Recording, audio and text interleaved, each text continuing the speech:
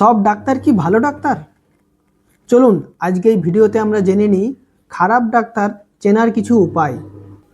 একজন খারাপ ডাক্তারের প্রাথমিক লক্ষণ তিনি রোগীর কথা ভালো করে শোনেন না। তিনি রোগীর প্রবলেম শোনার আগেই মেডিসিন প্রেসক্রাইব করা শুরু করে দেন।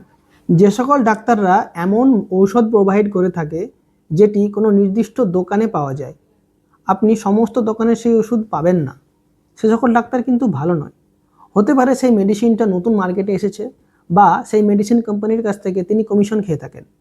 একজন ভালো ডাক্তার এমন মেডিসিন প্রোভাইড করবে যেটা কিন্তু বেশিরভাগ দোকানেই আপনি পাবেন। তাই যে সকল ডাক্তার নির্দিষ্ট কোনো ঔষধ নির্দিষ্ট কোনো দোকান থেকে কিনতে বলে, ওনারা কিন্তু সন্দেহভাজন ডাক্তার।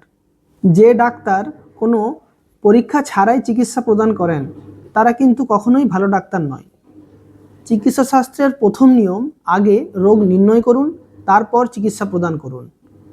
যে সকল ডাক্তাররা তাড়াহুড়ো করেন এবং ভয় দেখিয়ে দ্রুত চিকিৎসা করার কথা বলেন, যে সকল ডাক্তার বিকল্প চিকিৎসার কথা বলেন না, কেবলমাত্র চিকিৎসার একটাই পথ আপনাকে বলে থাকে এবং সেই পথে আপনাকে এগিয়ে যাওয়ার কথা বলে, যাদের আচার ব্যবহার খুবই রূঢ় এবং পেশেন্টের সঙ্গে দুর্ব্যবহার করেন বা পেশেন্টের কথায় বিরক্ত হন, তারা কিন্তু কখনোই ভালো ডাক্তার নন।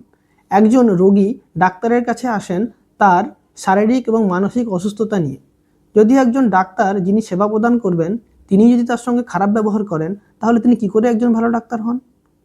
ভালো ডাক্তার রোগের পাশাপাশি রোগীকেও গুরুত্ব দেন, কারণ চিকিৎসার আগে রোগ সম্বন্ধে রোগীকে বোঝানো এটাই কিন্তু পেশাদারিত্ব।